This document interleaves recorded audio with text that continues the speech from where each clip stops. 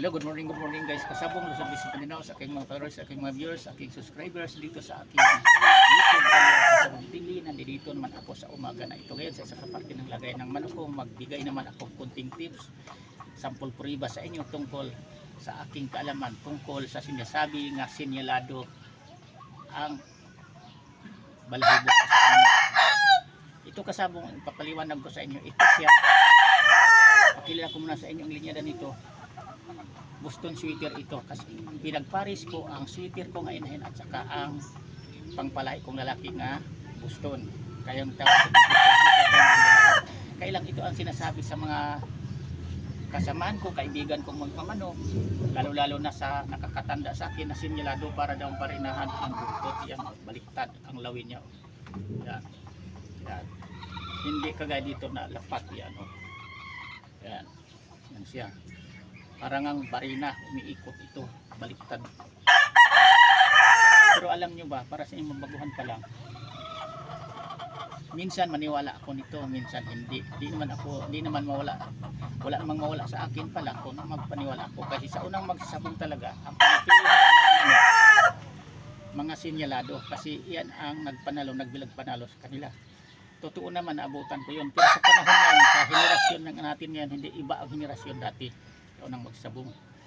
Kasi dati ang mga manok, kung matamaan ka agad sa may tari, tatakbo na yan, saktan. Pero ang mga manok ngayon, kung hindi tamaan sa kalambutan, hindi makilayan agad sa tarian, hindi ka pa makasigurado niyan. Kasi may talo ka pa rin yan kung ang manok mo kulang sa alaga. Lalo na kung magtagal ang laban, magbasan ang manok kung walang alaga. Tapos ang manok na napilayan, quality, sakto sa alaga.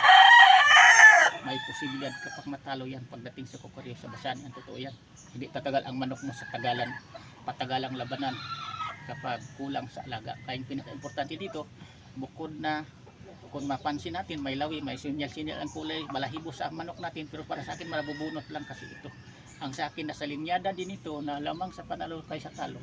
Doon ako mas lubusang nagpaniwala kasi ako mismo nakakaalam sa minamanok ko nga kung nagpalahi mismo kung anong mayroon ang ama niya, nakailang panalo, winner ang ama nito, tapos ang inahin nito, ang nanay niya, ang mga sinundan nito, ang mga kuya nito nagpanalo din, nag-champion din sa mga sabungan mismo ang labanan kasi di naman ako naglalaban sa mga tutupada.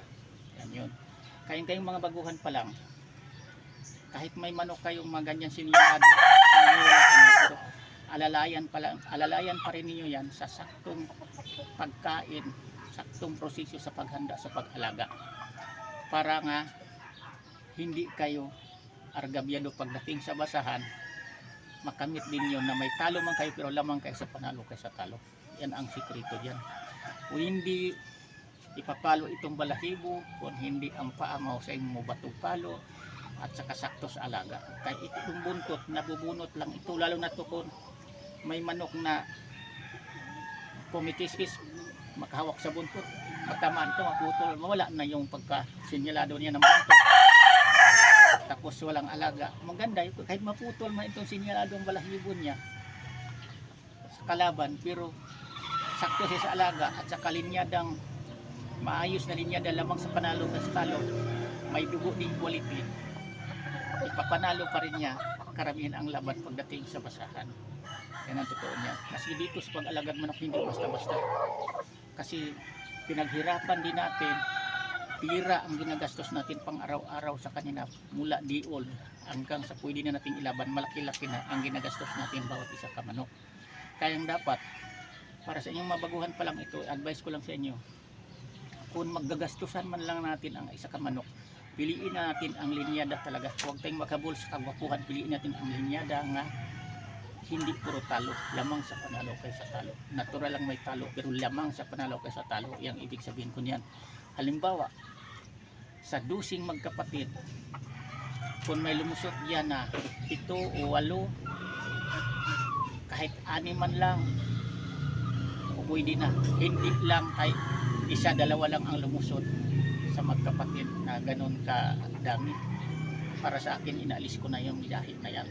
Hindi ko na pinanghinayangan kahit ano kagwapo pa yan, ano kagaling bumatog palo, kasi may manok talaga, ulitin ko sa inyo, magaling lang bumutog palo sa spar, pero pagdating sa labanan mawala na ang diskarte niya dahil magpatalo lang, hindi pinanalo ang laban, ipapatalo lang ang laban. Naranasan ko na yan sa katagal ko na magmamanok. Hanggang dito muna ako kasabong, sana mayroon kayong mapulot at matutunan na walang mawala sa atin kung magpaniwala tayo dito sa ganitong susinyalado na lawi buntot sa isang kamanok. Pero alalayan talaga natin sa tamang proseso sa pag-conditioning sa isa kamanok bago natin isabak sa labanan, para makamit natin ang tinatawag lamang tayo sa panalo kaysa talo. Yan lang. Thank you sa pagpanood ulit. Bye bye.